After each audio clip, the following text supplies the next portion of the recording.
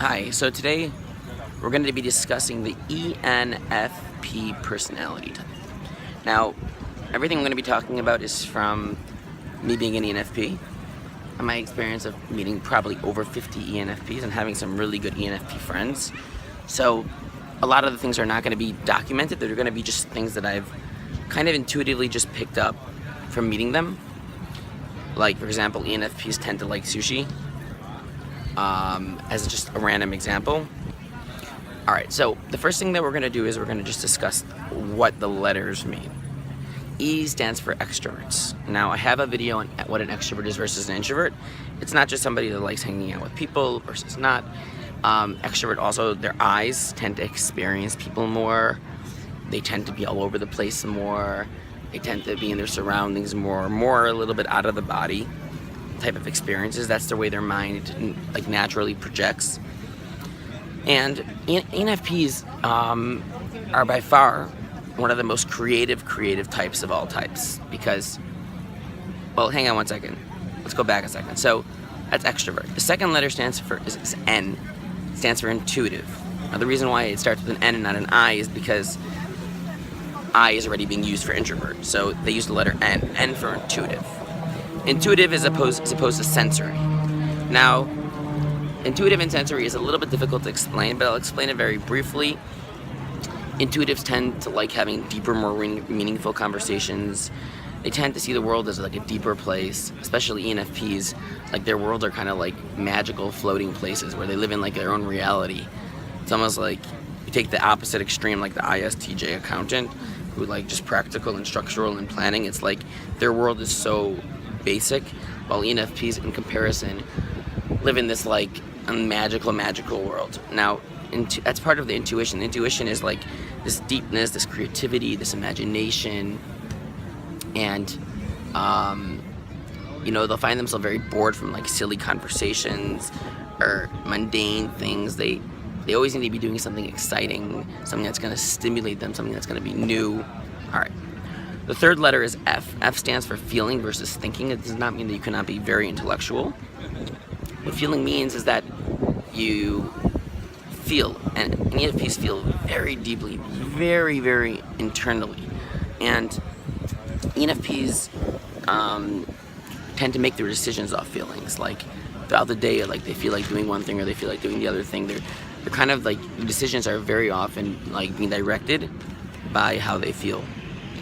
So, you take an ENFP, it could be more prone to depression or more prone to like falling in love with someone really quickly, because, the feelings are much louder than the thinking, and that will take over and make a decision in the mind, like, I want to be with this person, or I want to go drinking, even though it's not as responsible. While a logical person may tend to make decisions off thinking. But it doesn't mean an ENFP does not have great analytical skills. In fact, ENFPs can be extremely bright. And I know some ENFPs that have very high positions in companies and are able to, really be very successful at seeing the whole picture, because they look at the world, they look at the map, and they don't just see what's there, right? They see all the possibilities and the connections and all the intricacies, and they're brilliant at being able to solve solutions because of that. Especially because they have the feeling.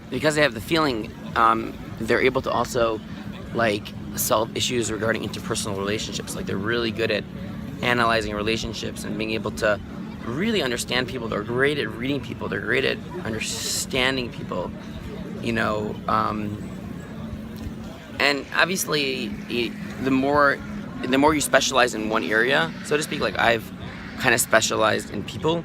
So my environmental, perspective, and what I spend all my time analyzing is like the feelings and understanding how people work, and I've gotten really good at literally picking up people's personality types in the Myers-Briggs system, even from a picture almost, and getting all the dynamics.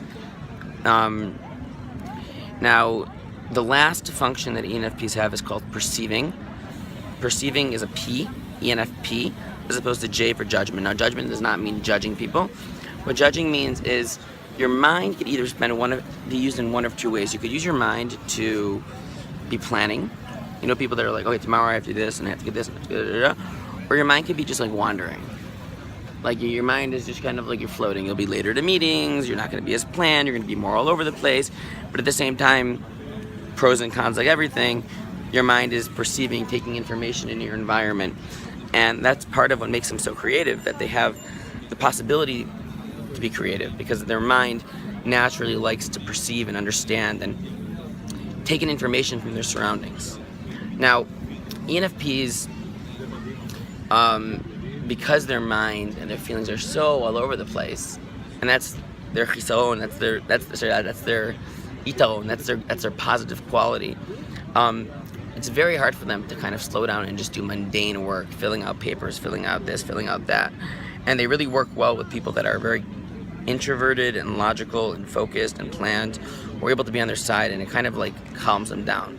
ENFPs have a tendency to get very, very overwhelmed, because when imagine that, imagine how their minds are, like we just talked about. We talked about how their minds are just filled with possibilities and ideas and all over the place. That it's a very overwhelming mind to have, and ENFPs have struggles in terms of being able to be on time, and I mean, you go work on all these things like all types, but they can get overwhelmed. Meditation is a really good thing for ENFPs to do. Now, ENFPs love adventures. Very often, they love being the center of attention, unless they have some sort of traumas and stuff. All ENFPs are different to a certain degree, but ENFPs are great entertainers. I can get up and I can give a speech in front of 1,000 people without planning, and it'll just come to me because my mind doesn't need to plan it. Just the ideas just come, they follow. One leads to the next. Intuition. ENFPs are highly sensitive people. They come off as being jokesters very often, and very often people just think of them as jokesters, but ENFPs are actually very, very, very deep, meaningful people, and they need meaning in their life. They need a sense of like they're adding to something, whether it's a company, whether it's to the world. They also have to feel appreciated. It's really important. ENFPs need to be in an environment where they feel appreciated. If they don't feel appreciated, they're gonna just give up. They're gonna just fall down. Like, there's someone that like really needs that like engine oil. They need that like motor to work. If they don't have that motor, they're not interested, because that's how they run. They run off that motor. And if they're in a good environment and they're getting good feedback and they're in a place where they're adding to something, they're gonna excel. That's as long as they have somebody with them who's gonna be able to kind of work, almost like a secretary, to be able to kind of like balance them out and stuff. ENFPs very often will be very overwhelmed on other ENFPs if they spend too much time together, because there's so much going on in the dynamics, and that it gets overwhelming. They do very well with like introverts, for example. Like a friend of mine is an ENFP, and he shares a space with an INFP, and INFP is super sweet, and she's a really good listener, and he gets to babble and take the floor, and she's a great listener, and she loves listening, and they kind of work well together. That's pretty much the basic of an ENFP. Now, we talked about the struggles, we talked about the things ENFPs are good at, we talked about what the letters mean: extrovert, intuitive, feeling, perceiving. This is just the basic rundown. In general, ENFPs are very charismatic. They have a certain amount of like charisma and energy to them, that they kind of bring a really good vibe to the environment. They bring a very good. Now, if ENFPs get hit hard because they're so sensitive, they can go to the opposite extreme, and they could be very intense, and they could, ENFPs very often, I've noticed, they go through lots of like ups and downs. Like, they're not like, they'll be extremely happy and extremely positive and extremely productive, and then they'll be like lying in bed, can't sleep because there's too much energy going through their body, and they're jumping from like one YouTube channel to the next YouTube channel and one YouTube video, and then they'll be tired the next day, and they need a lot of sleep. They can't be, they have to be careful what kind of caffeine they put in their body and stuff, because you're dealing with someone that's a much higher run engine. Their brain is is using up much more energy daily, and if you're running a marathon every day, you gotta drink a lot of water, you gotta get a good amount of sleep, you gotta prepare your body. And because on a constant daily basis, they're using up way more percentage of their brain and way more percentage of you know, their energy and emotions with people and stuff, it's so much more important for them to take breaks and for them to, you know, to kind of like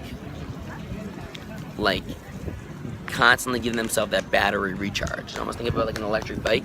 There's that battery.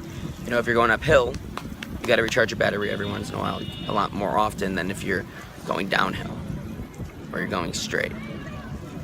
That's the basic. This is video 1 on ENFP. There's a lot more to talk about them. ENFPs are fascinating. They're fun. They're exciting. They're extremely high potential. If put in the right environment, they could be incredibly successful. If put in the wrong environment and not appreciated, underappreciated, they could lead to become sex addicts. That's very common for an ENFP. I think they could become, you know, addicts in all sorts of ways. They can you know, have a hard time in relationships because, you know, they feel too much pressure. The last thing I want to tell you about ENFPs is that ENFPs work best with freedom. Freedom to explore, freedom to figure it out. Now, you get to a new company or you find a job or you're working in an environment, if you feel pressured and you feel people on your back, you're going to lose that kind of natural intuition that you have. And if you give ENFPs a little bit of time, what will happen is magically they'll just figure it out themselves. From trial and error. That's how they learn. And pressure is the antithesis of being able to create the most production from an ENFP, to produce the most out of them. All right, that's the end of the video. Video 1 about ENFPs. If you have any questions, hit me up down low. Take care.